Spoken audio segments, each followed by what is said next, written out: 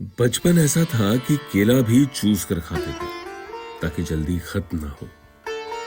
कपड़े साल में 2 बार 26 जनवरी या 15 अगस्त को ही बनाए जाते थे।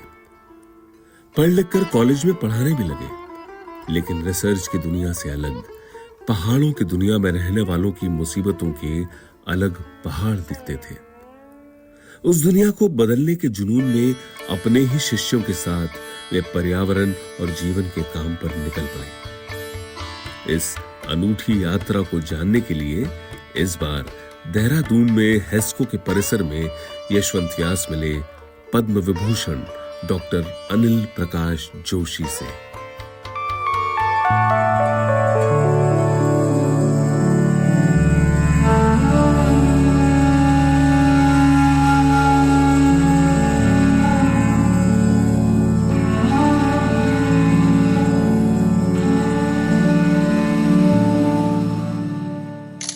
बोझ ये लगने लगा, बहुत तरह की शिकायतें, कभी डीएम को शिकायत, कभी डायरेक्टर को शिकायत, कभी प्रिंसिपल को शिकायत, और ये कहा जाता रहा कि ये पढ़ाता नहीं, वो बच्चों को लेके घूमता रहता है। Small is beautiful. हाँ, अगर आपको किसी को मजबूत करना है तो हमेशा कोई सपना बड़ा मत दिखाओ, वो पहुंच ही नहीं पाएगा। हमारे लिए कपड़े नहीं बनते थे, सिर्फ दोस्त हमें बनते थे, 15 अगस्त और 26 जनवरी। उन्होंने ये 2 दिन रखे, तो हमें 15 अगस्त और 26 जनवरी हमें लगता था कि क्यों कर रहे हैं ऐसे, तो हमें देश के प्रति उनका समर्पण था कि उसी समय नयापन आना चाहिए। तो अद्भुत कहानी ये थी कि एक बार मेरी माँ के पैरों में बड़ा दर्द रहता था, घुटनों में। तो मेरी माँ ने मुझसे कहा कि भाई एक पंडित आ रखे हैं और इस पंडित को मिलने जाना है। वो रावण संगीता से पढ़ते थे।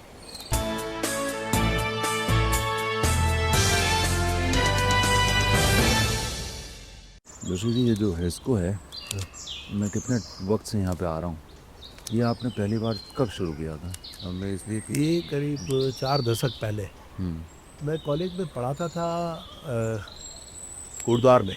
हम्म और सच बात तो ये थी कि समाज की सेवा के लिए किसी न किसी कार्य में मन था कि मैं तो टीचर हो गया, हाँ, लेकिन सवाल बहुत ढेर सारे थे कि क्या मतलब यहीं तक मुझे अपने लिए सोचना है, ये बात थी। तो ये लगा कि हमको गांव के अलग अलग काम करना है। तो ये मेरे अपने जो विद्यार्थी हैं, बीएससी एमएससी, जो पीएचडी करने वाले हैं, इनको जोड़ करके मैं घर गांव को जाता था पहाड़ में।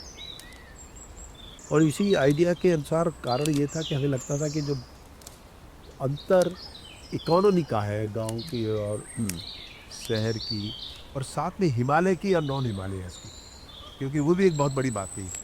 तो हमें उस अंतर में हमारा क्या रोल हो सकता है, उस रोल को दृष्टिकोण में रखते हुए ये मन में वाकई एक विद्यार्थी ने मुझे एक बहुत अच्छी बात बोली थी। मुझे याद है, मैं एक गांव में था, उसने हम काम कर रहे थे, तो गांव वाले परिचय पूछना चाहते थे, क्या कौन है। तो हमें अपना होता था, कॉलेज में पढ़ाता हूँ, तो पढ़ाता तो यहाँ क्या कर रहा है भाई। तो ये होकर के तब एक 79 में नाम वाम हेस्को रखा गया। अच्छा, वो लोग हैं, हम अपनी पहचान के लिए एक संगठन को चाहिए। ये संगठन आपने कहाँ बनाया? ये कोटद्वार में ही बना। मतलब कॉलेज में रहते हुए? कॉलेज में रहते हुए बनाया था। और फिर क्या होता कि एक तो पढ़ने पढ़ाने की स्ट्रीम थी जो पढ़ाने का काम करते थे, लेकिन जो नॉन पढ़ाने वाला काम था वो हेस्को के माध्यम से करते थे। स्टूडेंट पीएचडी एमएससी बीएससी और तमाम काम, लैंडस्लाइड कंट्रोल से लेके घर गांव में तरह तरह के कैंप लगाना, बातचीत करना, इसके लिए हेस्को एक मंच के रूप में फिर बना और भरना शुरू हुआ। ये तो फिर आपने तब वो हेस्को बना। वहाँ हेस्को आप एक छोटे से क्वार्टर में चलाते थे उस वक्त? हाँ, तो क्या था वो सारा कॉलेज मतलब? में ही है, क्योंकि रिसर्च भी करते थे, रेगुलर प्रोजेक्ट होते थे, तो उसमें उन्होंने कॉलेज वालों ने हिस्सा दे रखा था कि जहाँ पे हम ये सब करते थे, लेकिन जो रिसर्च जो थी उसको भी एक रेलेवेंट रिसर्च के रूप में जानना चाहते थे। तो इसलिए उस जगह का उपयोग धीरे धीरे वो कॉलेज की रिसर्च लैब न होते हुए हेस्को के बारे में उसकी तो आपको कॉलेज में रहने दिया फिर उन लोगों ने? तो अब बड़े अंतर आते थे, बहुत कष्ट उठते थे। अपने साथी जो गुरुजी लोग थे हाँ। उनसे भी होता था। एक मतलब वो तो एक रेजिस्टेंस जो समाज का हिस्सा होता है, जब किसी के समझ में नहीं आता तो कुछ नहीं करेगा तो विरोधी करेगा। तो आपने वो आपने कॉलेज फिर छोड़ा कब? तो असल में क्या है, ये सब कुछ करने कराते कराते जब एक समय ऐसा आया कि मुझे लगा कि मुझे चॉइस रहनी चाहिए मेरे पास, क्योंकि अब पेट पानी का सवाल था तो पढ़ाता था हाँ। और तनख्वाह चाहिए थी, घर चलना था।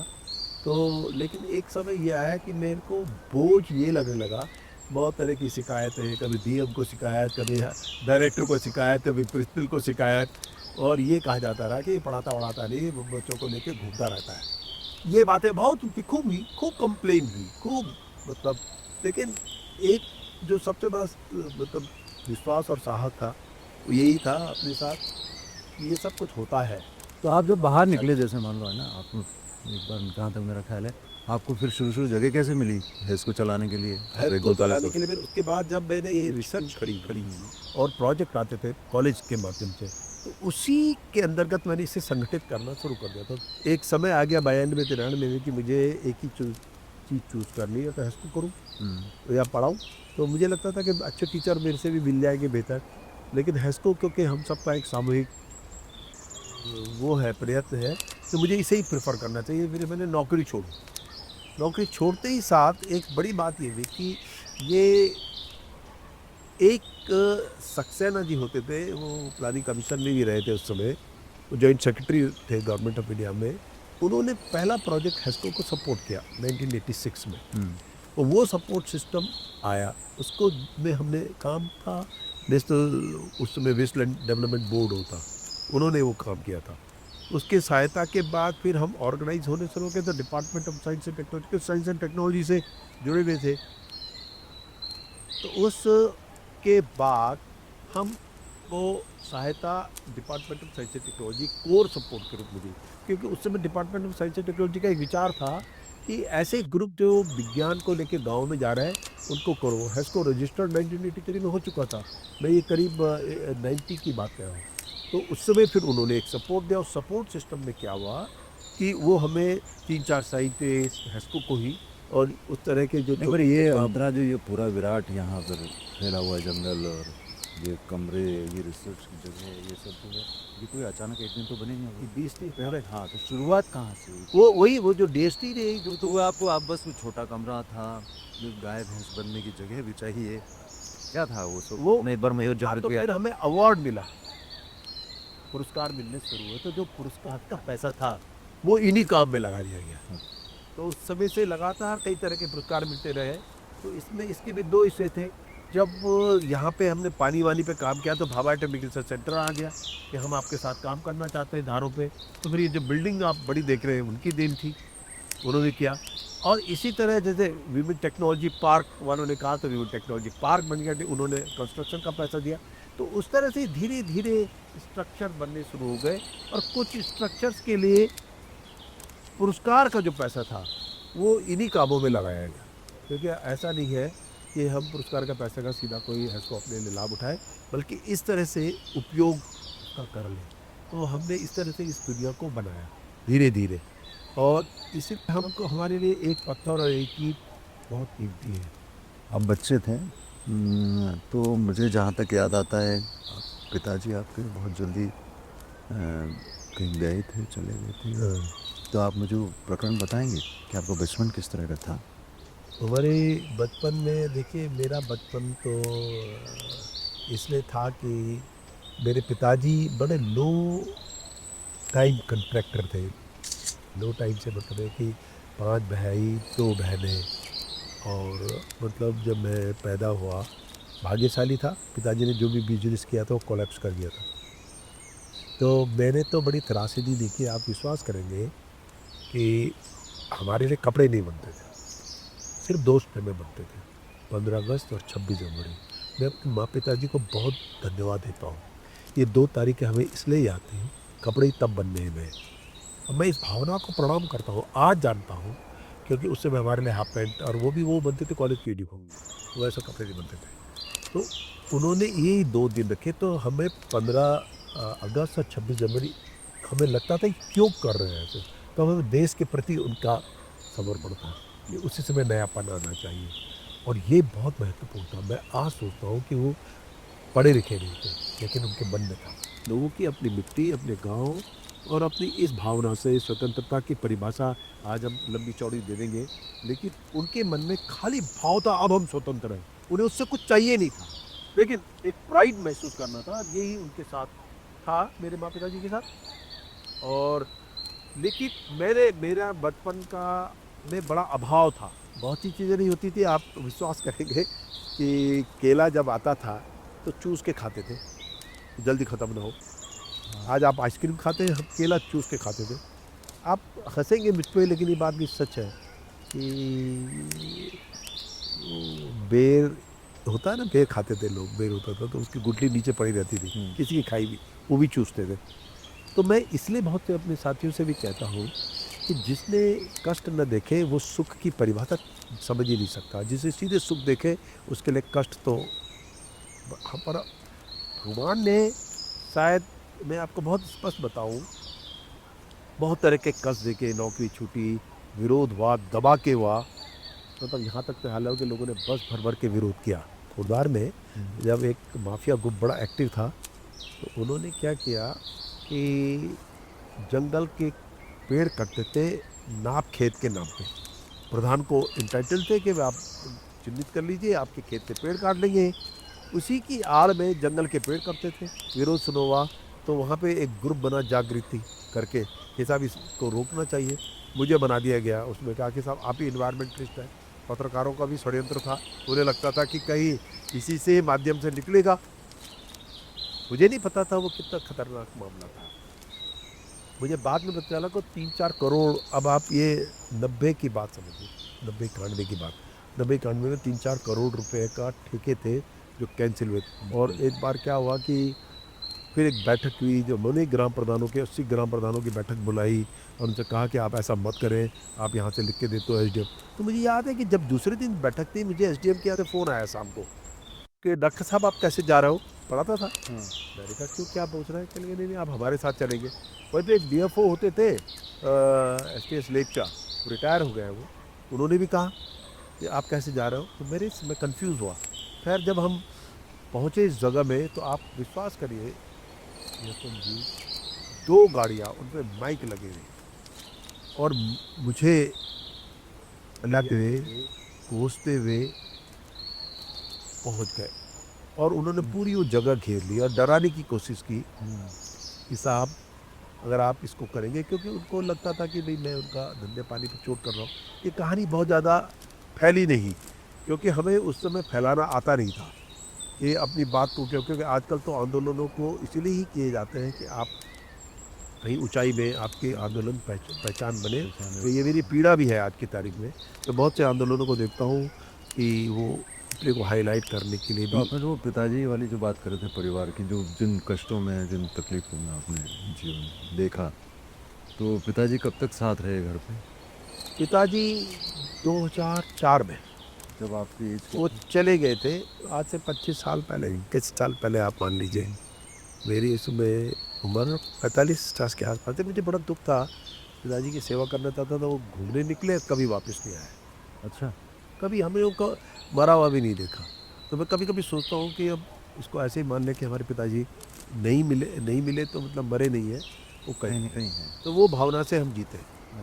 ये एक अच्छा, तो अचानक एक दिन निकले थे वो। अगर घूमने निकले थे, बस चले गए, उसके बाद कभी नहीं आए। हम भी कंफ्यूज हो गए कि वो सब क्या था, आज तक भी। वो मम्मी आपकी जो रावण संहिता दिखाने ले गई थी वो एक बड़ी अद्भुत कहानी है भाई, एक अद्भुत कहानी थी। वो अद्भुत कहानी ये थी कि एक बार मेरी माँ के पैरों में बड़ा दर्द रहता था, घुटनों में। तो मेरी माँ ने मुझसे कहा कि भाई एक पंडित आ रखे हैं और इस पंडित को मिलने जाना है। वो रावण संहिता से पढ़ते थे और रावण संहिता से पढ़ के जब वो काम करते थे तो मेरी माँ ने कहा तो चल। मैंने कहा अपनी माँ से, मैंने कहा कहाँ चक्कर में पढ़ रही है, डिग्री कॉलेज में प्रोफेसर थे हम। हाँ। हमने कहा नया साइंस का जमाना, इन पे कहाँ विश्वास कर रही है, नहीं तुझे चलना पड़ेगा। अब फिर मैंने कहा यार मैं नहीं जाता। तो फिर मुझे स्कूटर था मेरे पास, मेरी माँ का लालच था कि स्कूटर में बैठा के ले जाएगा। तो फिर मेरी माँ ने कहा अच्छा मैं चले जाऊँगी। फिर मैंने मन में सोचा यार ये पैर ये चल के चलेगी, तो मैंने माँ को बैठाया, ले गया। जसवंत जी, बहुत आश्चर्य की बात है, मुझे लगता है कि कहाँ भटके हुए हैं हम लोग।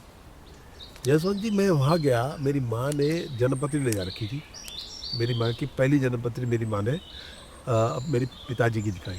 तो उन्होंने कहा ये लो टाइम रहा है, इसने सारी मेहनत की, दर्जी का काम भी किया पिताजी ने, पत्थर फोड़ने का काम भी किया। उसने बड़ा बताया, मैंने कहा यार इसको पता होगा, मैं अभी नहीं नकारात्मक हूँ बारे में, पता है। फिर उसने उनको देखने के बाद और उनके लिए कहा कि ये भी इनकी मृत्यु अजीब हो, ये बोला उसने। तो चलो फिर आया मेरी माँ ने अपनी जन्मपत्री दिखाई, तो मेरी माँ को देख के वो हंसने लगा। प्लेट में लिख रहा था वो। उसने कहा कि भाई तू जिस तकलीफ के लिए आई है वो तेरे साथ ही जाएगी, वो तो ठीक होती गई, पर तू बहुत भाग्यशाली है, तेरा परिवार पूरा जुड़ा रहेगा तेरे में। मैं तब भी सोचा यार ये तो कोई भी बोल लेगा भाई, आने वाले समय में कोई करेगा। तीसरा, फिर मेरे बड़े भाई थे कमल जोशी, उनके आए, उन्होंने कहा भाई ये शादी वादी नहीं करेगा, ऐसे ही है, ऐसे ही रहेगा, और इसमें इसकी भी मृत्यु अजीब हो, ये कहा। अब मेरी बारी आई, मेरी जन्मपत्री रखी। मेरी जन्मपत्री में उसने ये बोला कि भाई देख तू क्या करता है। मैंने कहा मैं पढ़ाता हूँ, तो नौकरी वोकरी छोड़ देगा, तो मेरा स्कूल बदलेगा, सब है स्कूल खोलेगा, तो तेरी बहुत प्रसिद्धि होगी। अब हम उसमें छोटे 86 87 की बात बोल रहा हूँ मैं, कि तेरी बहुत प्रसिद्धि होगी, तो नौकरी वोकरी छोड़ देगा, और कई बातें बताई। उसके बाद बताने के साथ उसने मेरी जन्मपत्री देख रहा है कि तेरा पुत्र होगा, उसको प्रॉब्लम भी होगी। अब देखिए था, मैं कह रहा हूँ ये क्या गणित थी, मैंने किसी बात पर विश्वास नहीं माना, क्योंकि होता ही आना जाना। तो उसके बाद क्या हुआ, 92 में माता जी का अचानक चली गई। 2004 में पिताजी गायब हुए, और बड़े भाई सब मेरे से जो थे उन्होंने आत्महत्या की। अब आप देखिए, सवाल ये नहीं था, ये जो घटना ही थी वो तो होनी भी स्वाभाविक है, पर उन घटनाओं के बारे में पहले कह देना, ये मैं विज्ञानी था, मेरी समझ में नहीं आया कि ये आदमी ने कैसे कह दिया। इसे मेरा जिज्ञासा जड़ी इस साइज के प्रति, और फिर मैंने पाया कि ये मूर्खता है हमारी, अब इसको नहीं समझना, क्योंकि वो पूरा विज्ञान पर आधारित है, गणित पर आधारित होता है। क्योंकि आप यशवंत जी एक सरल सी बात समझिए कि दुनिया में आपके ऊपर, अगर आप पृथ्वी के अलावा जो प्लैनेट्स है उनमें सब प्लैनेट है चंद्रमा, जो सबसे नज़दीक है, और उसका सबसे ज़्यादा हमारी हॉरोस्कोप साइंस के अनुसार सबसे ज़्यादा प्रभाव हम पे चंद्रमा का पड़ता है, क्योंकि नज़दीक है, साइंस है, ग्रेविटेशनल फोर्सेस है। और चंद्रमा क्योंकि नज़दीक है, तो समुद्र सबसे ज़्यादा पानी है, तो उसको अट्रैक्ट करेगा, शरीर में सबसे ज़्यादा पानी है, उसको अट्रैक्ट करेगा। इसलिए ये तय किया गया कि आपकी कुंडली में जो आपका ज़ोडिएक साइन होगा वो चंद्रमा के अनुसार तय होगा। इसलिए अब आप देखेंगे आपकी जन्मपत्री में जो है चंद्रमा का 2 आया तो आपके वृष, चंद्रमा 3 के साथ बैठा तो मिथुन, 4 के साथ बैठा तो कर्क। अब आप ये बताइए कि इसका विश्लेषण कर लीजिए, अगर आप ज्ञानी हैं तो कर लीजिए विश्लेषण। वो बात मेरे दिलो दिमाग में इतनी गहरी बैठी कि मुझे लगता है कि मुझे और मेरे जैसे बहुत से लोगों को बहुत बड़ा इस पर देना, इसीलिए मैं इस विज्ञान में परंपरा बड़ा विश्वास, परंपरा जी। अभी आपने यहाँ मंदिर बनवाया है, और आपने एक मेरे ख्याल से चिता, हमारे इसके 4 हिस्से हैं। वो हिस्से इस रूप में है: चिंता, चिंतन, चैतन्य और चिता। विचार यह है कि हमारे जीवन में 4 फेज तो होते ही हैं। सबसे पहला फेज, हम जब बड़े हो जाते हैं तो चिंताएं होती है, नौकरी की चिंता, काम की चिंता और प्रोग्रेस की चिंता, बहुत सी चीज़ें उससे होती है, वो चिंता है। फिर आप जब इससे पार हो जाते हो तो फिर आप चिंतन के फेज में जाते हो, बड़ा सोचते हो। फिर आप अपने संगठन अपने लिए नहीं बल्कि चिंतन के रूप में सोचते हो, तो वो चिंतन आ जाता है। चैतन्य मैंने मंदिर, ये मंदिर है हमारा, क्योंकि चैतन्य को एक पत्थर की मूर्ति ही नहीं करना समझा जाए, क्योंकि ये स्रोत है आपके लिए कई रूप में, कि अचानक आपको जब लगता है आपके साथ कुछ न हो तो आप काल्पनिक ही सही कोई प्रभु को याद करते हुए आप सहारा लेते हो। तो चैतन्य, और फिर अल्टीमेटली जो हमारे शास्त्रों में ब्रह्म ज्ञान कहते हैं, तो ब्रह्म ज्ञान क्या है, मुझे लगता है कि मैं बहुत सोचता हूँ, मेरा विषय है ये। ब्रह्म ज्ञान प्रकृति से जुड़ा है, कि इस प्रकृति की सबको देन है, उससे ही ब्रह्म ज्ञान देते हैं। और क्योंकि उसके पार न मैं है, न आप, न विज्ञान, न कोई, वो अंत में है। तो इसलिए उसे समझना, इसे ब्रह्म ज्ञान मेरी दृष्टि में है। तो इसलिए ये, और आप जब चले जाते हो इस दुनिया को छोड़ के, तो हमारे यहाँ कहा था कि मिट्टी से पैदा हुए मिट्टी में चले गए। सत्य है ये कि हम मिट्टी में पैदा होते हैं। आपको इसको अंग्रेजी में कह सकते हैं हम केमिकल ट्रांसफर है। आप केमिकल से बने हैं। आप और मैं जब जाएंगे तो इस मिट्टी में मिल जाएंगे। इसी मिट्टी से दूसरे जीवन भी जुड़े हैं। नदी की मिट्टी में पौधे पैदा होते हैं और पौधों को बर्ड खाएगी। ये केमिकल ट्रांसफर है एक दूसरे से, तो ये जीवन है। तो इसलिए हमने इसको ये किया कि जब यहाँ पे कोई भी व्यक्ति क्रिमित होता है, क्योंकि नदी बनाई है हमने कहा नदी को दूषित नहीं करेंगे ये। तो हमने कहा कि आपके परिवार का कोई भी व्यक्ति जब जाए या चला जाए तो यहाँ पे क्रिमेट होता है, वो क्रिमेशन की जगह है। क्रिमेट होके जब उसकी राख होती है, उस राख को उसके परिवार वाले कहीं मिट्टी में मिला करके उनसे मिलवा के और उनसे कहते हैं तुम्हारे पिताजी को कौन सा वृक्ष पसंद था, तो वो वृक्ष लगा देते हैं। तो वो क्या है, जितने उसके कार्बन, हाइड्रोजन, नाइट्रोजन, फास्फोरस है वो वृक्ष में चले जाएंगे और वो वृक्ष में उसका नया जन्म है। हम उसको ये बताते हैं कि तुम्हारा रिवर्स केमिकल ट्रांसफर है। तो आपको पता चल गया आपका केमिकल किधर दूसरे में गया। इस तरह से हमने इसको, इसकी व्याख्या की है। इसकी व्याख्या के पीछे यही सबसे बड़ा भाव था कि हम हेस्को को इस तरह से खड़ा करें जी। कि जो फिलोसफर भी हो, क्योंकि दुर्भाग्य ये है जब जब हमने मात्र साइंस सोची, मेटेरियलिस्टिक बना। 1700 में साइंटिफिक रिवोल्यूशन इसलिए लाया था, या 1786 में ही एडम स्मिथ पैदा हुए थे, नई इकोनॉमी, मॉडर्न इकोनॉमी की बात की। तो सवाल क्या था कि हम ये इशारा करना चाहते थे कि जीवन को अगर बेहतर करना है तो आपको कहीं और भी जाना पड़ेगा, खाली खेती बाड़ी से ही काम होने वाला नहीं है। और इसलिए किस तरह से क्या हो, इसलिए साइंटिफिक रिवोल्यूशन आया। लेकिन आप ये भी देखिए कि जब से साइंटिफिक रिवोल्यूशन आया तो मटेरियलिज्म बढ़ गई, कंज्यूमरिज्म बढ़ गई, क्योंकि वो साइंस अधूरी थी। वो आपको यही सिखा रही थी कंज्यूम करो नेचर को, कितना कर सकते हो, क्या क्या कर सकते हो। और इसीलिए आज दुनिया की ये हालत हो गई, ग्लोबल वार्मिंग, क्लाइमेट चेंज, क्योंकि साइंस को जीवन की फिलॉसफी के साथ नहीं जोड़ा, स्पिरिचुअलिटी के साथ नहीं जोड़ा। तो ये सिखाती थी कि कल्चर और कंज्यूमरिज्म का अंदर होता है। कल्चर परंपराओं से था कि जो आप कंज्यूम कर रहे हो कंट्रीब्यूट भी कर रहे हो। कंज्यूमरिज्म वन साइडेड है, वन वे ट्रैफिक है कि आप कंज्यूम करो। और आज दुनिया अगर पूरी खत्म हो रही है, ये वन वे ट्रैफिक है, उसके एक तरफा है, आप कंज्यूम करते जाओ। और यही आज हमारा हादसा हुआ। इसीलिए हमने यहाँ पे चिता चिंतन चैतन्य ये सब बातें जो की हैं, हमने उस फिलॉसफी को बारे में भी बात की है। ये आपने क्या, आपका वो कमरा कहाँ है जहाँ पे आपने सोचा था कि मैं बैठ के कुछ बातें करता हूँ? अभी यहाँ पे भी आ सकता है। हाँ, जैसे हम लोग सेल्फ हेल्प ग्रुप्स अपने बनाने के लिए अपन लोग गए थे, या बांदल वैली पूरी 4 या 5 गांव अपने एक साथ लिए हैं। तो वहाँ अलग अलग तरीके के लोग आपने देखा होगा ना। तो आपके साथ मैंने कुछ एक्सपीरियंस साझा भी किए हैं ना, कि किस तरह उन लोगों की ज़िंदगी बदली है। तो आपको ये विचार आया कैसे कि इनको छोटे छोटे लेवल पे ही काम करना ज़्यादा अच्छा होगा? देखिए, स्मॉल इज ब्यूटीफुल। हाँ। अगर आपको किसी को मजबूत करना है तो हमेशा कोई सपना बड़ा मत दिखाओ, वो पहुंच ही नहीं पाएगा।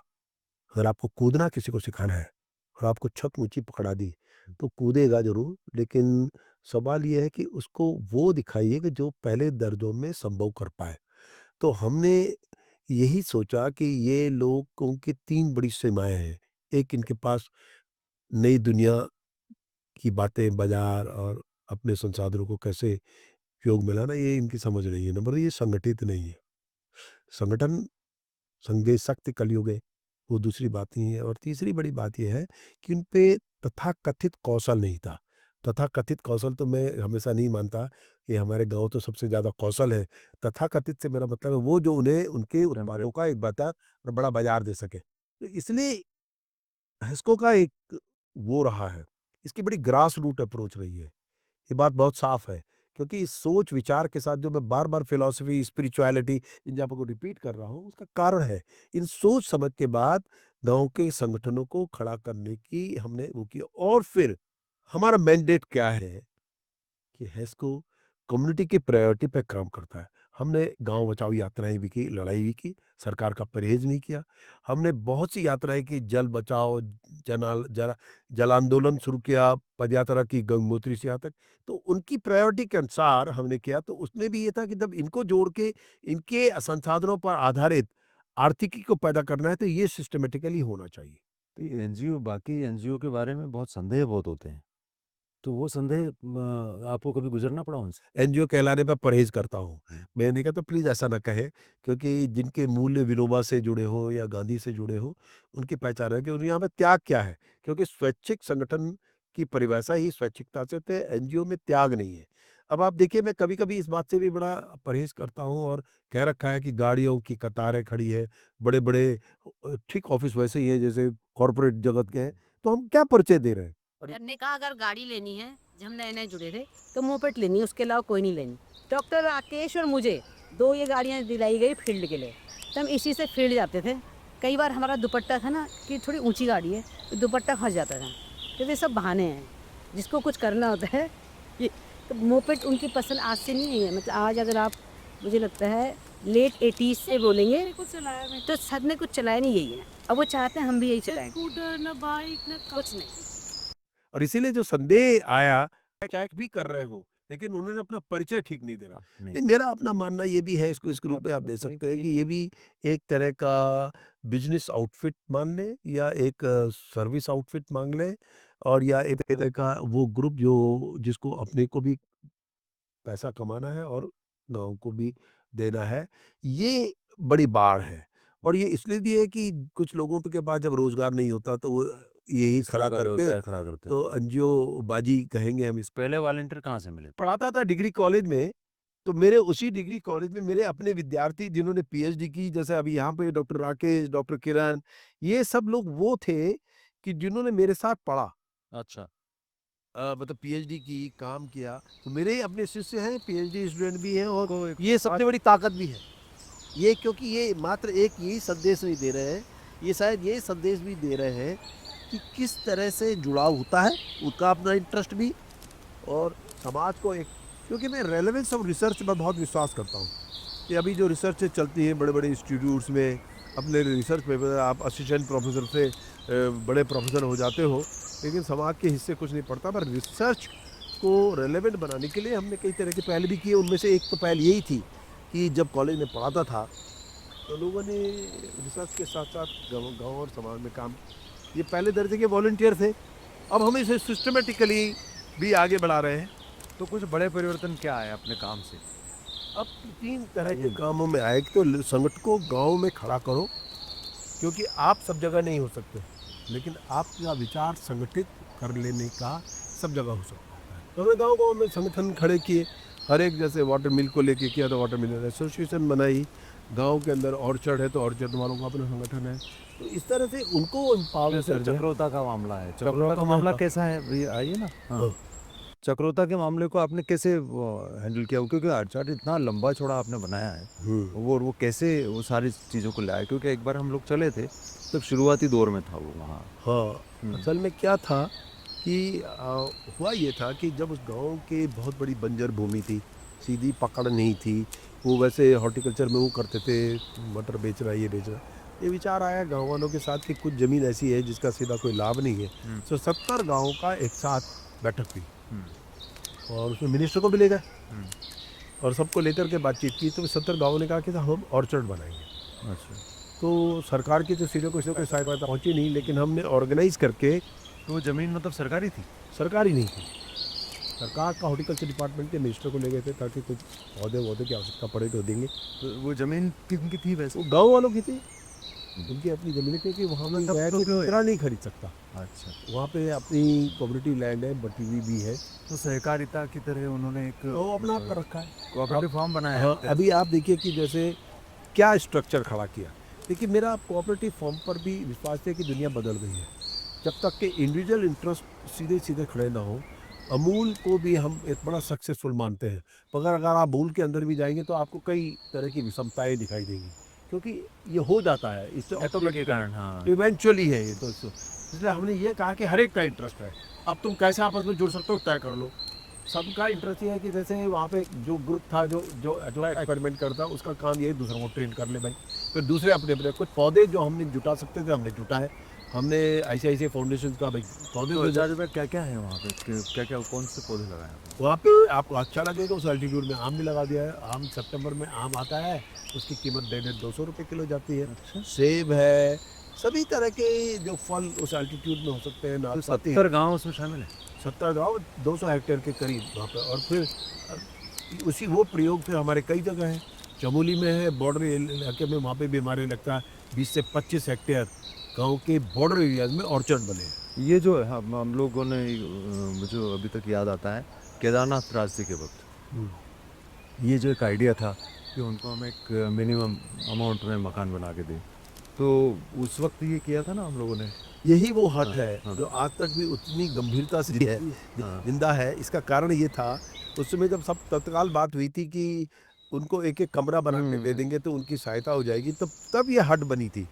और ये हट को अगर आप देखें तो आप उस समय सोचा गया था, आज इसको करीब समझिए 15 साल 13 के बाद 12 साल के करीब हो चुके हैं, 10 से 12 साल ये अपनी जगह से हिली नहीं। अब देखिए मज़ेदार बात ये है इसमें जो यूज़ किया गया था, पत्थर भी यूज़ किया गया था, मिट्टी भी की थी और सीमेंट भी किया गया एडहेसिव के लिए।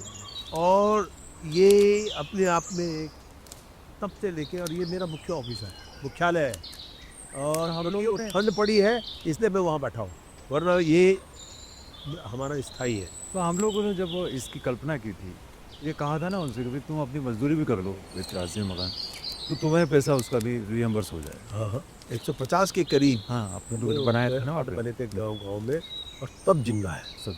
क्योंकि क्यों जिंदा है देखिए, एक तो इसमें परंपरागत पत्थर है, उसका कारण जिंदा होने का। नई टेक्नोलॉजी में सीमेंट भी यूज़ कर लिया भाई, तो नयापन भी आ गया, मिट्टी का भी कर लिया। और आपको आश्चर्य होगा कि इसमें टिन लगा है, लेकिन टिन के बावजूद इसके अंदर का टेम्परेचर अभी भी मेंटेन होगा, चाहे गर्मियों में चाहे जाड़ों में। अपने ये प्लानिंग जो बनाई थी उस वक्त, जो मुझे याद आता है उसका कंसेप्ट इंजीनियरिंग का कहाँ से लिया था हमने? वो असल में क्या था कि दो बातें थी। हमने कुछ इंजीनियर्स को अपना मॉडल बनाया था ना। हाँ इंजीनियर को बुलाया था, लेकिन तब हमें और भी पता चल गया कि गांव का जो मेसन्स होता है, हाँ। कि आपने हमने मेसन वो बेटर है यहाँ। थे, वो मेसन ही अपने आप में सक्षम थे, हाँ। जो इस बात को समझ रहे थे। उसमें जरा सा इनपुट दे दिया था, तब जाके उन्होंने बनाना शुरू कर दिया। वो लोग जम्मू कश्मीर में जो बाढ़ आई थी वही लोग ट्रेन वहाँ गए थे, रिलायंस फाउंडेशन में हवाई जहाज में ले गए थे उनको जम्मू कश्मीर, अपने हवाई लोगों को। यहाँ के लोगों को वहाँ मकान बनाने के लिए ऐसे। हाँ।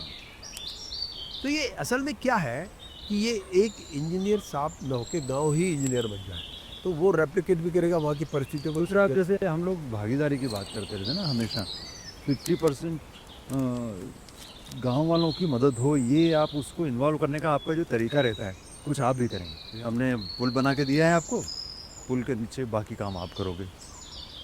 वो गांव वालों को इन्वॉल्व करने से बड़ा फ़ायदा हुआ है, ये मैंने खुद देखा।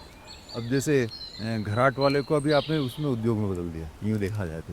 लेकिन प्राथमिक तौर पे हम लोगों ने घराट को जिंदा करने के लिए कुछ चीज़ें देखी थी शुरुआत में, जब मैं आपके साथ गया था सब, कि गांव वाले कैसे आटा वो आटा पिसवाते हैं तो उसका कुछ हिस्सा वहाँ पे रख जाएं।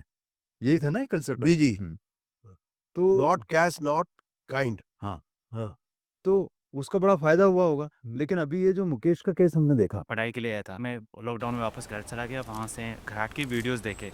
फिर मैं यूपी में सर जो अपर गंगा केनाल है, सबसे पहले मैं हरियाणा कैथल में घाट है, उसके बाद अपर गंगा केनाल पे जितने भी घाट है वो सब मैं देखने गया था। तो फिर सर ने कहा कि आप वो चुनो, तो मैंने वहाँ से शुरुआत की। तो हम वहाँ पे 15 प्रकार के आटे पीसते हैं हम। 6 महीने हो गए पूरे देहरादून में, मतलब नगर पालिका क्षेत्र में। तो अभी मैं 5 जगह होम डिलीवरी दे के आ गया सुबह से। मतलब जो बुजुर्ग भी जिन्होंने बचपन में घाट देख रखा था, वो वहाँ आके उनकी आंखों में चमक आ जाए। बस तो इसने तो चीज़ें और बदल दी। मैं यही कह रहा हूँ, जब रिसर्च एक्सटेंशन इंस्टीट्यूशन से गांव के बीच में जाता है तो तब उनकी स्ट्रेटेजी के अनुसार जो डेवलपमेंट जो भी उस पर काम करेंगे वही रेप्लिकेबल ज़्यादा होगा। मतलब मुकेश रेप्लिकेट हो सकता है ज़्यादा इजीली, बनस्पत हमारा कोई साथी जो घराट पे काम करता है। तो हम लोग इसको अनिल जी इस तरह से लें कि आप चीज़ों को बनवाते हैं उनसे, है ना, उनके मनस्थिति के अनुरूप, और फिर उन्हीं पे छोड़ देते हैं कि वो उनको चलाएं। हाँ है ना, उससे ये होता है कि वो पैरों पे खड़े हो जाते हैं और उन्हें इंडिविजुअली भी संतोष मिलता है। और रिस्पॉन्सिबिलिटी भी बनती है, क्योंकि रिस्पॉन्सिबल होना जरूरी है। क्योंकि अभी क्या है, सरकारी कारणों से, जिसको मैं कहता हूँ, इसलिए मैं अपने वक्तव्यों में, भाषणों में प्रकृति के संदर्भित बहुत बोलता हूँ इसको, कि आप प्लीज़ लोगों को लंगड़ा ना बनाएं।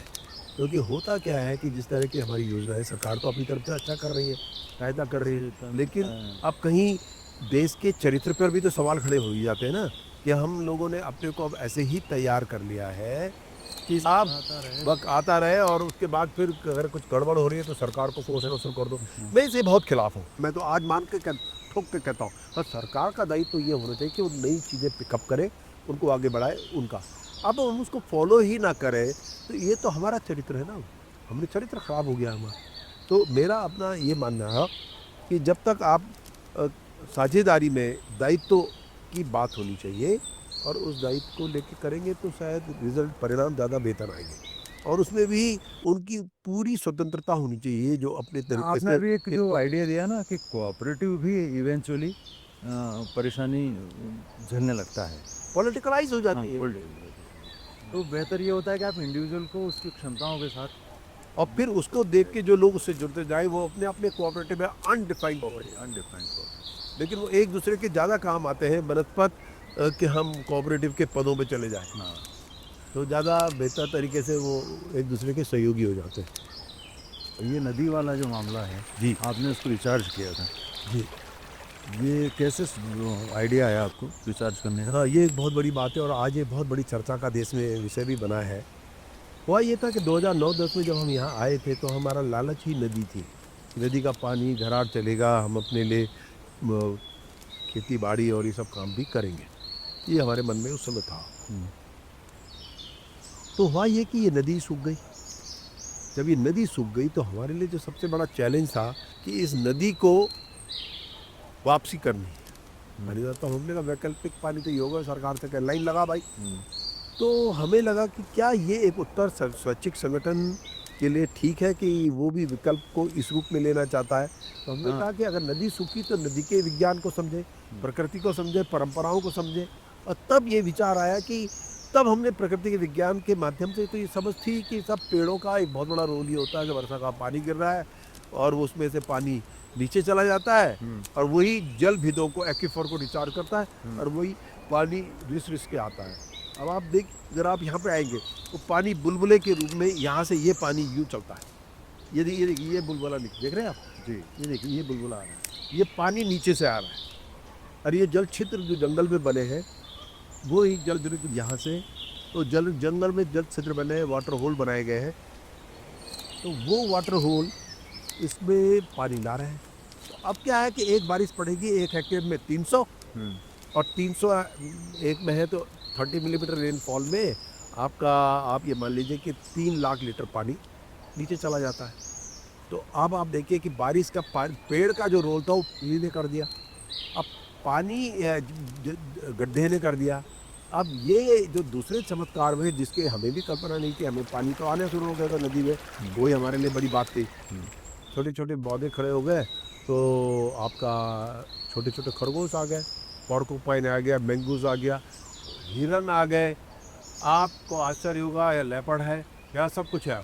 तो ये परिवार पूरा बन गया और आपको और भी अच्छा लगेगा कि इन सब गतिविधियों को देखें पर 115 बर्ड स्पीसीज आ गई और इसको नेचर पार्क अनाउंस हो गया। जो आपको हलचल दिख रही है ये नेचर पार्क बन रहा है।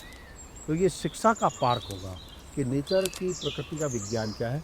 इस तरह से ये नदी काशी तो हुई भी और साथ में जो सबसे बड़ा काम हुआ तो यही हुआ।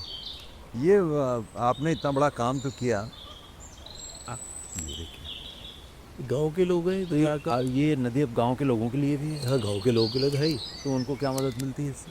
अरे पंप लगे, देखिए वो पीछे वो सामने वाटर पंप लगा हुआ है, लोग अपनी सिंचाई के लिए पानी उठाते हैं। तो गांव के लोगों को भी मदद होगी। हाँ गाँव के लोगों के मतलब पानी तो फिर सब कुछ है ना। तो ज़्यादा नए काम क्या हुए? जैसे मान लो आपने वो प्रसाद वाला मामला था, राजीरे के लड्डू वाला, वो कैसे ये सब? प्रसाद तो अब एक बड़े रूप में हो गया है, राज्य सरकार ने भी इसे अडॉप्ट कर लिया है। राज्य सरकार भी जैसे केदारनाथ में ही लाखों रुपए का, मतलब अब करोड़ों पे चला जाता है टर्नओवर, और अभी इसको रीऑर्गेनाइज करने की बात है, क्योंकि अब टुकड़े टुकड़ों में, जैसे मनसा देवी मंदिर, चंडी देवी मंदिर, वहाँ भी प्रसाद चढ़ता है, तो इससे हो तो शिव खोड़ी में चलता है। वैष्णो देवी में उन्होंने क्या किया कि प्रसाद के लिए तो मशीन तो ले आए, लेकिन गांव वालों को जोड़ने के लिए उन्होंने मालाओं का, पट्टे का काम दे दिया। मतलब हमारा मानना था मंदिर से रोजगार, तो गाँव का होना चाहिए अधिकार, क्योंकि मंदिर उनका है पहले, तब दूसरों का है। तो वही बात की शैली में अब ये विचार तेज़ी से आगे बढ़ रहा है, जिसमें अनाज भी, जो भी मंदिर में लोग प्रसाद के रूप में आते हैं, वो गांव के अंदर ही बने, तो उनकी रोजगार उससे जुड़ा रहे। नए काम और भी कौन से हो सकते हैं? केदार वैली को अडॉप्ट करने जा रहे हैं। वो घाटी बड़ी वंचित रही है, तो करीब 69 विलेजेस हैं। अपने ये तय किया है केदार जल लॉन्च करेंगे, केदार वृक्ष लॉन्च करेंगे, केदार के जितने फूड प्रोडक्ट्स हैं उनको केदार फूड के नाम से लॉन्च करेंगे। हम ये चाह रहे हैं कि हमें एक ऐसी बोतल बनाए मेटल की, वो अगर अपने घर ले जाना चाहता है ले जाए। 100 रुपये की बोतल होगी, जिसमें वो अगर वापस करता है उस बोतल को, तो हम उसे 50 रुपये दे देंगे, 40 से 50 का पानी रखेंगे। हम उससे डिस्करेज करना चाहते हैं प्लास्टिक बोतल लाने के लिए, राइडर लगाएंगे। एक बड़ा हो गया पुल का काम, एक बड़ा काम है, बहुत ही इम्पोर्टेंट है पहाड़ों के परिप्रेक्ष्य में। और अब तो मज़ेदार बात यह है कि ये मैदानों से भी, खासतौर से झारखंड, बिहार, इन सब जगह ये सब बात की गंभीरता के साथ हो रहा है। हमने जो सीखा है कि एक बार जब घराट पर काम होना था, तो हमने पूरी पदयात्रा की, हमने पूरा काम किया, घराटियों को जन्मा, संगठित कराया, सरकार कहीं ना कहीं उसमें चेती, तो राष्ट्रीय स्तर की योजना बनी। वसुंधरा होती थी उस समय, स्मॉल स्केल इंडस्ट्री, उसे कॉटन इंडस्ट्री का दर्जा दिया इसको। उसके बाद ministry of non conventional energy ने उसको एक नेशनल स्कीम बना दिया कि हर एक राज्य में जहाँ जहाँ वाटर मिले वहाँ भी स्कीम चलेगी। होता क्या है कि लोगों को जोड़ के आप दबाव बनाते हैं, क्योंकि आपने उनके माध्यम से बता दिया कि हमें ये चाहिए, तो जब वो चाहते हैं और वो सक्सेस स्टोरी है, तो ये सब होता है। हाँ, अगर प्रयोग में दम है तभी होगा। जोशी जी, अब हम एक दो बहुत इम्पोर्टेंट चीज़ों पे बात कर सकते हैं। जैसे दो प्रयोग थे, एक था कुछ इस तरह के काम हुए कि उन्होंने फूल इकट्ठे किए और इस प्राकृतिक रंगों का स्थानीय बाजार खोला, और दूसरी एक चीज़ थी कि श्रीदान, जिसमें आप एक बकरी दें दान में और उनसे वादा लें कि वो अपने साथी को या पड़ोसी को इसका जो भी पहला बच्चा होगा वो देंगे। तो इस तरह से एक नई चीज़ बन गई। तो दोनों उदाहरण जो हमने अभी रिकॉर्ड किए थे, एक बार उनको देख लेते हैं। हम बाजार करते हो, ये इन्होंने खुद ही खोज कर ली हो। पे खाट लगाई, उसमें गुलाल और मतलब मट्ठा ये सब बेचा, उनको छोटे छोटे अपने स्टॉल लगा के बेचना शुरू करा। अभी हम लोगों के 10 गांव हैं, वहाँ पे सर हम लोगों ने ट्रेनिंग दी। पहले बना के छोटे छोटे पैकेट बनाते हैं, फिर सुखा के फिर हम रिजॉर्ट में जाके जैसे 50 पैकेट एक जगह लगे, 50 पैकेट एक जगह, ऐसे करके फिर लोगों को बताते हैं कि हमने ऐसे ऐसे करके बनाया है ये। फिर वो सारे हमारे रिजॉर्ट में ऐसे ही निकल गए सर, वो खुद के लिए भी नहीं बचे हमें। कलर कैसे बनाए? कलर फिर उसको भी सुखाते हैं, फिर पैकिंग करते हैं। कहाँ से लाते हैं फूला? जैसे शादी में जाए ना, तब जाते हैं तो देखते रहते हैं कि कब मिलेगी हमारा। आप लोग तो मेरे ख्याल से 24 में से 18 घंटे तो आप काम करते। वही तो है, पहाड़ किनारे हिम्मत ना आ रही।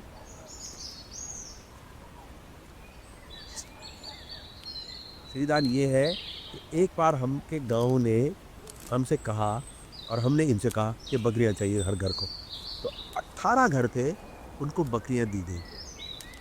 काम क्या मार दी हमने बीच में कि भाई तुम्हारे को तो दे रहे हैं, बाकी को कैसे देंगे, दूसरे गांव भी तो, क्योंकि जब पहली पीढ़ी निकलेगी वो दूसरे गांव को दे देगी, और दूसरे गांव को भी यही शर्त रख दी कि तुम चीज़। अब छठी पीढ़ी में पहुंच गया। ये सच्ची सक्सेसफुल बकरी तो बहुत सक्सेसफुल अद्भुत चीज़ है ना। तो आपकी दिनचर्या अभी क्या रहती है? मेरी 8:30 बजे सभी तरह के कार्यों से विघ्नित होते हुए कि आके अपना काम वाम करता हूँ, और बाहर मैं ज़्यादा रहता हूँ, क्योंकि मुझे लगता है कि बहुत से लोग ये मंत्र देते हैं, बुलाते हैं नॉलेज के लिए। अब आपको क्या बहुत सारे अवार्ड मिल गए, और अभी आप पद्म भूषण भी हो गए जी, उससे कुछ आपकी बाकी कामकाज के तौर तरीके? हाँ, उसका एक असर ये होता है कि लोग को लगता है कि कुछ बेहतर दर्जे का काम कर रहे होंगे, इसीलिए इनको ये पुरस्कार प्राप्त हुए। तो उसका एक लाभ तो होता ही है। लाभ ये होता है कि हमारी बात कहने में कहीं गुरुत्व हो जाता है, जुड़ जाता है। ये अपना यहाँ की लाइब्रेरी है? लाइब्रेरी आपको उधर दिखाई देगी। हाँ, नहीं, इसमें पुस्तकालय लाइब्रेरी लिखा हुआ है। खुलवाओ। पुस्तकालय लिखा हुआ है। हाँ, पर अभी यहाँ से वहाँ शिफ्ट हो गई। हाँ, आइए। तो आप लोग सीड बैंक में चल रहे हैं ना? हाँ, ये है किसान बैंक। हाँ, तो ये इसकी अवधारणा क्या थी बीज की? देखिए, इसकी अवधारणा को आप ऐसे देख सकते हैं कि ये मिलेट्स या तमाम तरह के अच्छे दर्जे के जो बीज हैं, जैसे IARI जुड़ा है, बहुत से जुड़े हैं, ये यहाँ से अच्छे जगह से बीज आते हैं, उन बीजों को हम लोगों को डिस्ट्रीब्यूट करते हैं, लेकिन इन टर्न वो वापस भी करेंगे। और इसीलिए उनके लिए किसान बैंक में खाली बीज नहीं है, बल्कि और फैसिलिटीज़ भी जो संभव है वो की जाती हैं। किसान बैंक का मूल काम क्या है? किसान बैंक के 2 मूल काम हैं। एक, उनको जानकारी देना, और तीसरा, उनको मटेरियल उपलब्ध कराना। मटेरियल माने प्लांटिंग मटेरियल, और प्लांटिंग मटेरियल के अलावा नॉलेज मटेरियल, ये दोनों चीज़ हम उनको उपलब्ध कराते हैं, और इसके बदले में जब उनको कुछ दिया जाता है वो उसको वापस करते हैं, वरना एक सीड बैंक कैसे मेंटेन हो। हाँ, वो मतलब ये कि हम लोगों ने उन्हें इस बार जितना बीज दिया वो अगला उपज आने के बाद उसमें से उतना हिस्सा वो यहाँ पे देते, दुगना वापस करेंगे। दुगना वापस करेगा। जी। अब देखिए, ये घराट है, इसको वही नदी, उस नदी का पानी नहर के रूप में लिया गया, और ये घराट चला रहा है उधर पिसाई। आइए ना, ये नहर का पानी उधर से आ रहा है। ये नदी का पानी बढ़ा, नदी से नहर खींची, नहर के तबाही चली, हीरा सरल। यहाँ पे एक बहुत बड़ी लैंडस्लाइड आई थी, तो उस लैंडस्लाइड को लेकर के हम इसको रोकने के दूसरे रास्ते कर नहीं सकते थे, महंगे नुमा है।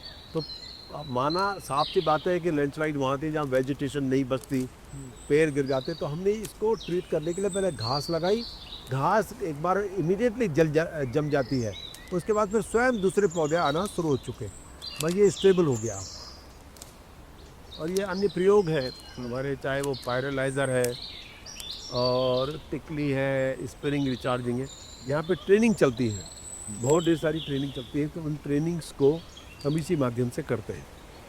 यहाँ पे ट्रेनिंग स्कूल भी है, समझिए हमारा। ये आप वो बनाते हैं ना, टिकली टिकली बनती है। ये टिकली क्या होती है? टिकली ब्रिकेट्स हैं जो कि जलाने के काम आती हैं। अभी जैसे बायोगैस है कि जो आपका कचरा जितना भी है वो इसमें जाएगा, और ये लौ नहीं दिखती इसकी, आप देखिए बहुत कम दिखती है, लेकिन it's very fiery, blue colour की, बहुत ही बढ़िया लौ कहलाती है। तो जैसे ये गांव में लगे हमारे बहुत ढेर सारे, ये हमारे बायो गीज़र है जो आपको अभी मालती ने बताया था, ये हमारा पूरा गांव फीड है, इसमें बन गया खाना। अब आप ये देखिए कि अभी 700-800 बोलते हैं ग्राम लकड़ी से 2-3 खाने आप मज़े में बना लेते हैं। और जैसे ये चावल बन गया बढ़िया खाना, ये स्टीम कुकिंग है, और ये ज़्यादा स्वाद से वो दाल हो गई, तो ये दोनों काम अपने आप हो जाते हैं। अभी कुछ छौंक वोंक लीजिए और आप कितनी एनर्जी बचाते हैं। ये भी एक गांव से इसी से परिपूर्ण कर रखा है। इसमें फिर ये लेंटाना का जैसे बहुत बड़ी, हाँ, लेंटाना है इसका, हम इसको क्या क्या उपयोग में ला सकते हैं उस पर काम पैसा। इस तरह के छोटी मोटी रिसर्च जो कम्युनिटी से सीधे रेलेवेंट है वो हम यहाँ पे लाने की कोशिश करते हैं। हमारी अपनी नर्सरी है, हाँ, यहाँ पे हमारे कई तरह के पौधे हैं वहाँ पे। और जैसे कि मैंने आपको कहा, रीबर्थ की जो कहानी है, मशरूम कल्टीवेशन भी चल रहा है। मशरूम कल्टीवेशन में अब इसका सीज़न शुरू होने वाला है, तो अब इसमें मशरूम लगेगा। ये तमाम तरह के पौध है जो कि रीबर्थ के लिए भी काम आते हैं, और कोई लोग भी ले जाना चाहते हैं गांव वाले, उनको सभी तरह की पौध भी उपलब्ध हो जाती है। रात को जानवर वानवर आते हैं आपके? पूरे जानवर, लेपर्ड भी है, वाइल्ड बोर भी है, और हिरन भी है, काखड़ भी है, मोर भी है, सभी तरह के आ चुके हैं। ये मुझे सब बड़ा सुख लगता है। मुझे लगता है कि आदमी ने सब अपने लिए किया था, लेकिन यहाँ पे एक प्रयोग ये है कि ये सबके लिए हुआ है, ये सबके लिए प्रयोग है। और आपको और भी आश्चर्य और सुखद आश्चर्य होगा, इस 44 हेक्टेयर में कभी भी आग नहीं लगती। क्यों? ये जो सरफेस होता है मॉइस्ट रहता है, तो उसमें आग नहीं लगती। ये बड़ी बात है। ये और इसी प्रयोग को कल फॉरेस्ट डिपार्टमेंट के लोग आए थे, इस प्रयोग को बड़ा स्तर पर हाईलाइट करना चाहते हैं कि आपका देखिए इस तरह के ट्रीटमेंट से जंगल की आग तो नहीं लगेगी, पर साथ में जो सबसे महत्वपूर्ण बात है कि पानी भी आया, पक्षी भी आ गए, और आपके सभी तरह के जानवर भी आ गए। तो अच्छी बात ये हो गई कि जब ये सब प्रयोग हो रहे थे, तो उसके बाद साइंटिफिक सरकार ने इसको नज़दीक से देखा, इसको नेचर पार्क अनाउंस किया। कि यहाँ पे शिक्षा दीक्षा होगी नेचर को लेके, और क्योंकि यहाँ पे दीक्षा भी ये होगी, दान भी देना पड़ेगा, जो आएगा वो लेगा समझेगा। तो इस तरह से आजकल यही तैयारी चल रही है। मैं आपको दिखाता हूँ किस तरह से वाटर होल इसमें बनते हैं, और जो वाटर होल में फिर वो पानी आ जाता है, और यहाँ पे ये देखिए ये वाटर होल है जिनमें पानी जाता है। अब आप देखिए, आप इसकी पत्ती वत्ती उठा के देखेंगे वो हल्का मॉइस्चर होगा, इसमें सरफेस फायर नहीं लग सकती, यहाँ पे फायर नहीं लग सकती।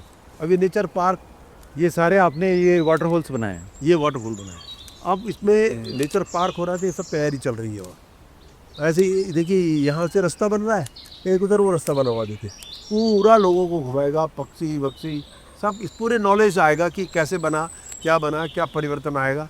एक तरह का ये ट्रेनिंग के रूप में, खाली नेचर घूमने के लिए पार्क के रूप में नहीं, बल्कि एक समझ प्रकृति के प्रति बनाने की है, इसलिए ये तैयारी की गई है।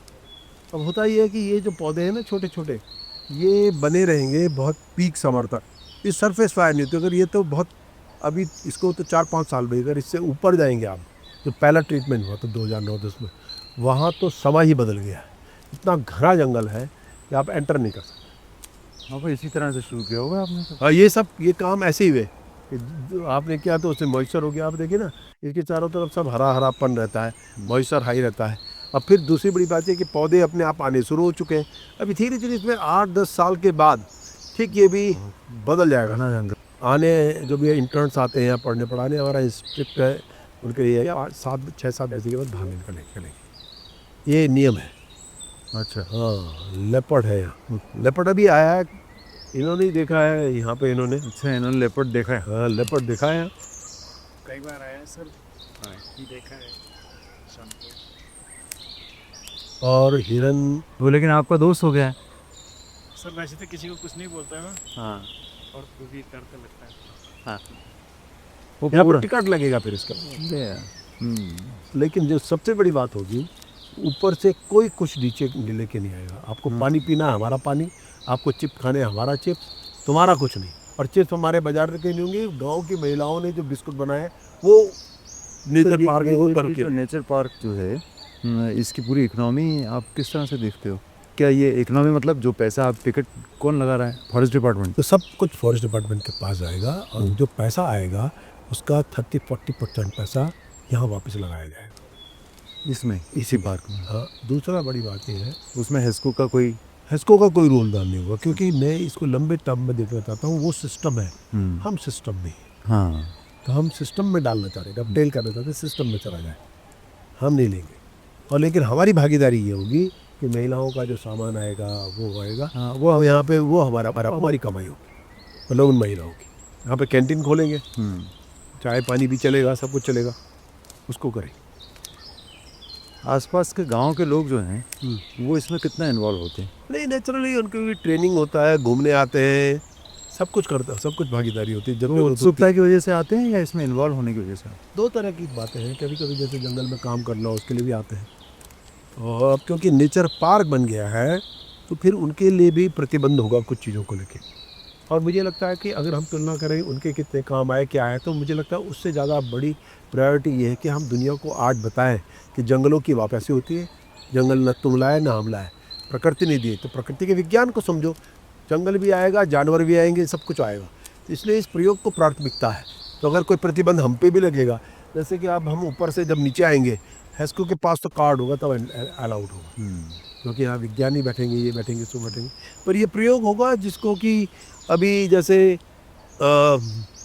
मिनिस्ट्री ऑफ अर्थ साइंसेज ने कि विजिट थी यहाँ पे, उनके जॉइंट सेक्रेटरी आए थे, तो वो इसको नेचर लैब की तरफ ले जाना चाहते हैं कि इससे लाइव नेचर लैब, ये सब कुछ लाइव है, कैसे पानी आया, कैसे जानवर आ रहा है, लाइव है, तो इसका नेचर लैब की तरह क्रिएट करना चाहते हैं। और इसी प्रयोग को नमामि गंगे कई नदियों में देश में ले जा रहा है। अभी अपने यहाँ कुल वॉलंटियर कितने होंगे? हमारे यहाँ इस समय हम संख्या में ज़्यादा रहना इसलिए नहीं चाहते, हम संबंधों में रहना चाहते हैं। और अगर हम ज़्यादा 50, 60, 70, 80 हो जाएंगे तो हम एक दूसरे से डिस्कनेक्ट रहेंगे, इसलिए हमारा लेयर हो जाएंगे ज़रूर है। जैसे PhD करने वाले इन्हें तो संपर्क में रहना ही रहना है, तो अपना आप ही कनेक्ट बना रहेगा। ये सब कहाँ अपने यहाँ से ले जा रहे हैं? ओके। हाँ यहाँ का जो सबसे अट्रैक्टिव चीज़ ये है कि यहाँ पे बरसात के इमीडिएटली बाद 2-3 छोटी छोटी गाड़ी आती है महिलाओं को भर के, और यहाँ से जड़ी बूटी करते करते 20-25 लाख रुपए की जड़ी बूटी जाती है। यहाँ से ये लोग बेचते हैं किसी को ले जाके। नहीं तो ये फॉरेस्ट डिपार्टमेंट का है, लेकिन लोगों को अनुमति है। अनुमति है कि हमारे गाँव अनुमति जाती है, हमारे गाँव के लोग हैं इसलिए अनुमति रहती है। तो ये भी एक साझेदारी में है कि फॉरेस्ट डिपार्टमेंट की तो चिंता ये रहती है ना कि पेड़ न काटें, तो उन्हें पता है हमारे प्रीमाइजेज में है, तो वो ये चीज़ें नहीं हो। वो वनौषधि और वनोपज और इस तरह के कानून नहीं बगाड़ते हो तो अब यहाँ पे कानून अगर बगाड़ने शुरू करेंगे तो वो भाग जाएंगे। भागीदारी को उठा रहे हैं और हमारा मानना है कि अब अगर हर तरह से गाँव का विकास या गाँव का जो कुछ भी भला होना है तो भागीदारी में विकास की कल्पना की जानी चाहिए, राइट। क्योंकि मुझे स्पष्ट नज़र आता है कि सरकारी योजनाएं गलत नहीं होती, लेकिन वो भागीदारी में नहीं होती, इसलिए उनका हश्र सीमित। परिवार को और अपने सारे संगठन को इसको किस तरह से बैलेंस करते हैं? देखिए ऐसा है कि ये एक बहुत बड़ा मुद्दा है। मेरे जैसे बहुत से लोग जो मुझसे पहले भी इस तरह के कार्यों में रहे, समाज सुधारक रहे हों या फिर जिन्होंने देश दुनिया में बड़ी क्रांतियाँ की, परिवार एक मुद्दा बनता है, सवाल होता है। क्योंकि हमें नहीं बोलना चाहिए कि जो परिवार जो आपका जीवन साथी बन रहा है उसकी अपेक्षाएं, उसके सपने, ड्रीम्स टोटली अलग होती हैं, तो आपकी नहीं होती, और आपकी दुनिया अलग होती है। लेकिन समाज का हिस्सा बनते हुए आपको शादी भी करनी है। आइए। हाँ। क्योंकि अगर आप किसी भी इस तरह का उल्लंघन करते हैं तो फिर आपकी पुनरावृत्ति संभव नहीं है। हाँ। और आपके जैसे कितने बने, अगर आपको खाना पीना छोड़ना है, शादी भी नहीं करनी है, ये भी नहीं करना है, सो भी नहीं करना है, तो तब कहीं जाकर अगर आप एक बड़ा काम करते हैं तो वो संभव नहीं है। क्योंकि जो आपको देखता, सोचता और आपको फॉलो करना चाहता है, उसके लिए आपको तथाकथित रूप से कुछ आदर्श भी देने हैं। मैं सच तो यह है कि मैं शादी नहीं करना चाहता था, इसलिए नहीं करना चाहता था कि मुझसे बड़े भाई ने शादी की नहीं थी, और मेरी माँ ने 3 दिन का खाना छोड़ दिया शादी कर। फिर मेरे मन में यही भाव आया कि अगर मैं अपनी माँ को दुखी करूँगा तो फिर मैं कैसे पनपूँगा।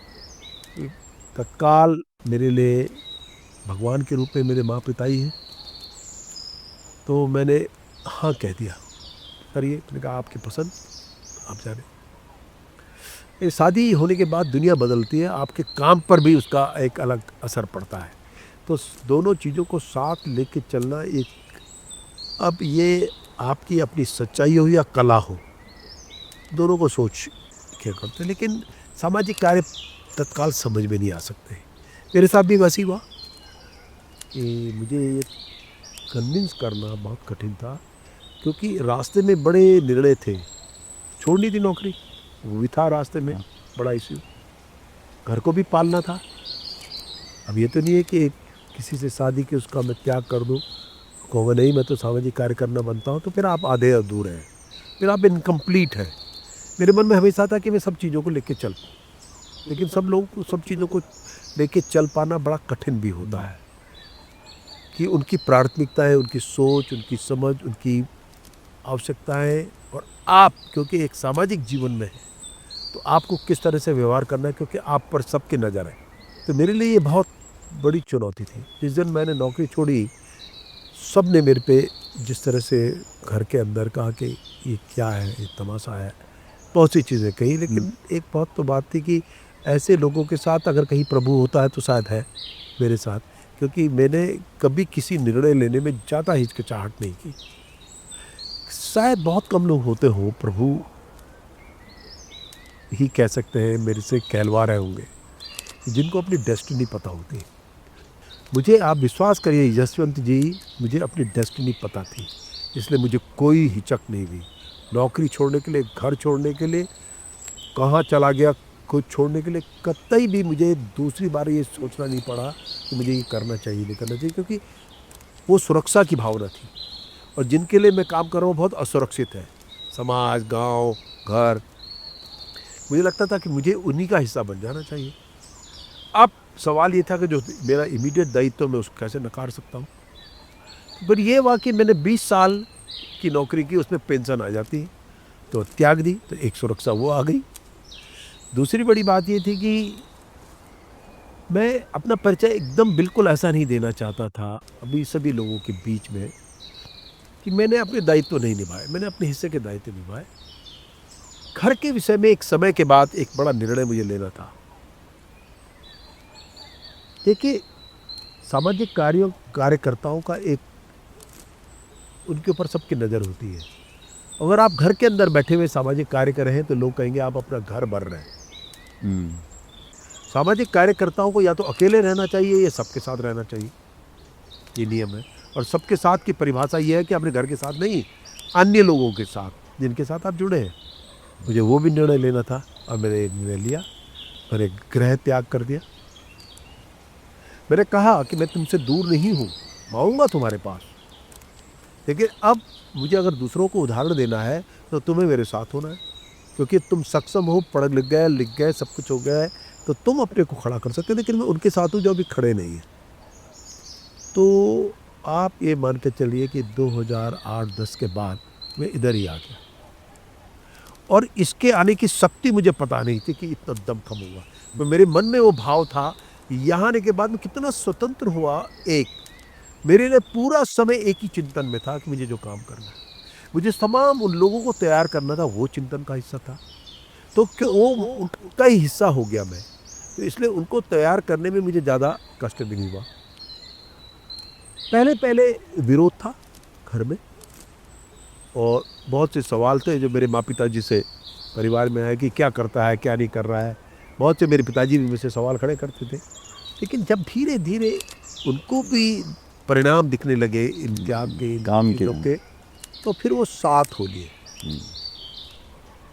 आज की पिक्चर क्या है, मैं यहाँ हूँ, पर ऐसा नहीं है कि मैं एकदम चलो संडे का खाना घर से आता है, क्योंकि मैं उनका भी अपमान नहीं कर सकता, और मैं उसका सम्मान कर रहा हूँ कि एक महिला आपको खाना खिलाएगी, उसके पति नहीं रहे, यहाँ आया था, हमारे साथ काम किया था उसने, मैंने उनका सहारा भी बना, उनका घर भी बनाया, उनके बच्चे भी कहीं ना कहीं पढ़ाए, वो हमारा भोजन बना रही है, तो उसका भोजन मेरे लिए दोनों तरह की खुराक है।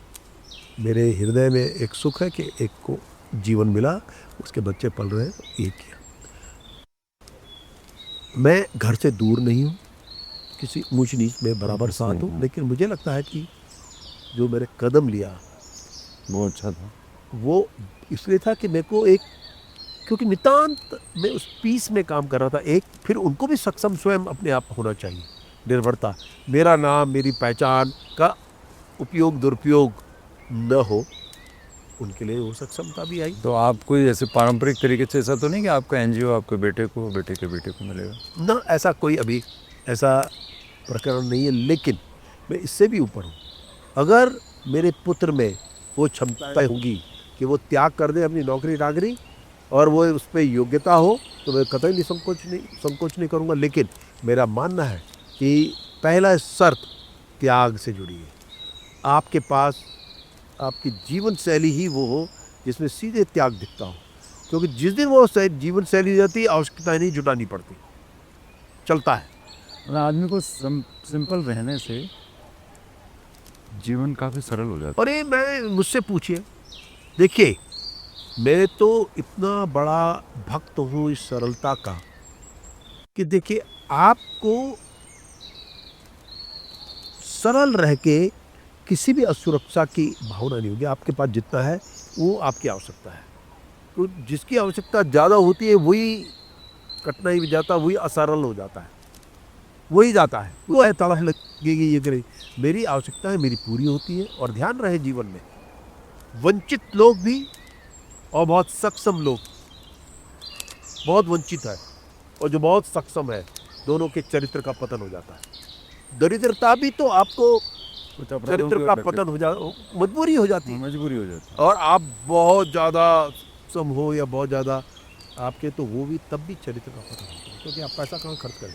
तो अभी क्या है कि इन सरलताओं से आपका पूरी शक्ति कहीं और चली जाती है, वरना आप जुटाने में लगाएंगे, अब आप कहीं और लगाते हैं। मैं लिखता, पढ़ता, बोलता, भाषण देता, सब करता हूँ, नए विचारों को, नवाचारों को, नई नई चीज़ों को, और फिलोसफिकल भी हो गया हूँ, क्योंकि मैंने जो सीखा उसको मैं संदेश के रूप में लोगों को रोज छोड़ देता। सुबह ज्ञान आता है आपका आजकल? हाँ, और वो ज्ञान कहो, विज्ञान कहो, और मेरे अनुभव कहिए कि मैं इसलिए बांट देना चाहता हूँ सबके लिए कि मैंने ये सीखा है। आप अप्लाई करो, हो सकता है मैं गलत हूँ, तो वो आपका हिस्सेदारी है। मैंने जो सीखा मैंने आपको बता दी, क्योंकि इतिहास साक्षी है, पुरानी कई बातें सही भी थी और गलत भी हैं, तो मैं कौन सा अनोखा इस दुनिया में आया हूँ, मैं गलत नहीं हो सकता। जो कहते हैं लोग, राजनीतिज्ञों के साथ आपकी करीबी है और आप कुछ विचारधाराओं का समर्थन भी करते हैं, और कभी कभी कुछ लोगों को इससे तकलीफ भी होती होगी, तो फिर आप उसको किस तरह से देखते हैं? देखिए, अब वो पहली बड़ी बात तो ये है कि जहाँ मैं रहता हूँ उत्तराखंड है, यहाँ पे इतने राजनीतिक दल आए हैं, तो कोई भी राजनीतिक दल ऐसा नहीं था जो अछूता रहा हो हमसे। और हमारा मानना है कि मैं इसको कैसे देखता हूँ, मैं एक राजनीतिक लीडर को सिस्टम का हिस्सा मानता हूँ। वो सिस्टम का इसकी समझ में आ गया तो ये सिस्टम है, ये उस सिस्टम में डालेगा। जैसे जीपी थी लंबे समय से, वो आई, या ये जो प्रयोग है ये आए सिस्टम में, या हिमालय दिवस, या जो भी बड़ी बड़ी बातें हुई, उसके लिए साफ सी बात है कि मैं इस बात से क्यों परहेज करूं कि ये व्यक्ति किस दल का है या क्या है। लेकिन हाँ, ये निश्चित रूप से अगर वो ख़राब भी व्यक्ति है, लेकिन अगर वो मेरी बात सुन रहा है तो मेरे लिए वो अच्छा है, क्योंकि मैं अच्छे के लिए काम कर रहा हूँ, उसने उस अच्छाई को आगे ले जाना है। शायद होगा आपने कल ही पढ़ा होगा, कोई भी जो मैंने कहा कि वो इससे ही मायने रखता है कि कोई भी अच्छे काम के लिए बुरा कर दो तो अच्छा है, और किसी भी बुरे काम के लिए आप अच्छा करें तो वो बुरा ही होगा।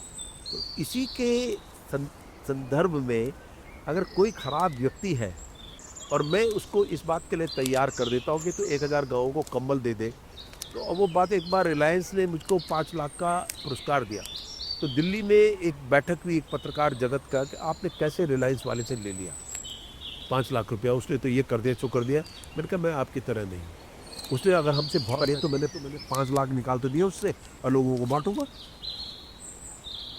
सवाल ये है कि हम जो इस तरह की विवादों में पड़ते हैं, आपका लक्ष्य क्लियर होना चाहिए, स्पष्ट रास्ता। कोई भी मुझे लोगों के लिए जाना है, लोगों के लिए करना है, कोई भी। अब मैं अगर ये लॉबिंग कर दूंगा खास, पर वो गांधी का तो साधन और साध्य वाला सिद्धांत यहाँ पे गड़बड़ नहीं होती? सवाल ये है, साध्य और साधन भी अल्टीमेट, अगर किसी वंचित व्यक्ति के चेहरे पे आप खुशी देखना चाहते हैं, तो सवाल ये है कि साधन और साध्य कलयुग में आप कौन से साधन को पवित्र मानते हैं, बता दीजिए। कलयुग है ये। मेरा मानना है कि मैं किसी शराब के बेचे हुए शराब या कसाई के पास तो नहीं जा रहा हूँ ना। अब आप जिसको मोटे इस तरह ये समझिए कि सिस्टम का हिस्सा है, एक पॉलिटिशियन जिसको कोई भी विवादित हो लेकिन वो बड़ा काम कर रहा है और कहने से कर रहा है, तो मेरे लिए वो मान्य है। क्योंकि साधन और साध्य ये स्पिरिचुअलिटी में, फिलॉसफी में बड़े फिट बैठते हैं, पर इस संसार के लिए आप हर एक व्यक्ति को टटोल लीजिए, हर एक के अंदर एक राक्षस है, एक देव है। क्या टटोल लिया आपने, वो आप बन जाते हैं। आप देव टटोलेंगे तो देव बनेंगे। आदमी के जीवन में अच्छाई बुराई दोनों हैं, आप उसकी अच्छाई का इस्तेमाल कितने लोगों के जीवन को अच्छा करने में कर सकते हैं, ये साधन अपना। फिर आप ये भी क्यों नहीं मान लेते कि उसको अच्छा भी कर दिया मैंने?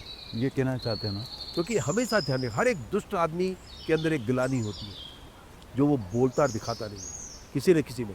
लेकिन अगर आपने उसको पकड़ लिया तो आपने उसको ग्लानी से भी दूर कर दिया, उससे सेवा करा दी, वो भी अपने किसी कोने में बैठ के भगवान को प्रणाम करेगा, यार मैंने अच्छा काम कर दिया। ये पत्ते, ये पानी, ये ज़िंदगी, और जैसे जैसे ये दुनिया बदल रही है, लोग कहते हैं कि आप हमेशा हिमालय और उसकी ज़िंदगी की बात करते रहे, तो क्या हम वाकई बदल पा रहे हैं दुनिया को, या बदल पाएंगे? बदल गे चुकी है दुनिया, क्योंकि इसमें पूरी दुनिया एक ही चीज़ को जानती है, जीडीपी को। हमको लगता था भाई इस जीडीपी का बड़ा फ़ायदा तो होगा, भाई बड़े बड़े लोगों को हो सकता है, इंडस्ट्रीज़ को कंट्रीब्यूट कर रहे हैं देश दुनिया में, cities 100 top cities in the world contribute more than 40-50% of GDP in the world. हमारे को क्या लेने देना? जब पानी गंदा होता है, जब हवा बिगड़ती है, कभी जीडीपी में नहीं आता। लेकिन जब ये बिगड़ते हैं और आप बीमार पड़ते हैं, दवाई खाते हैं, तो जीडीपी में आता है। पानी की बोतलें बाजार में बिक रही हैं, वो जीडीपी में आ जाएगा। प्यूरीफायर बिक रहा है, जीडीपी में आएगा। एयर प्यूरीफायर बिक रहा है, जीडीपी में आएगा। लेकिन ये जब खराब और घटते हैं, वो जीडीपी में नहीं आता। इसलिए हमारा मानना है एक ग्रॉस एनवायरनमेंट प्रोडक्ट का भी हिसाब किताब दे दिया जाए, और हमने इसके लिए लड़ा, कोर्ट तक जाना पड़ा, सब कुछ किया, और आज Uttarakhand is the only and the first state in the world, thanks to the political leader also, they agreed in principle in the beginning, somehow they are also enjoying. कोई भी काम इस दुनिया का है वो कहीं ना कहीं या तो जीडीपी से जुड़ा है, या नेचुरल रिसोर्सेज के या रिसोर्सेज के कंजम्पशन से जुड़ा है।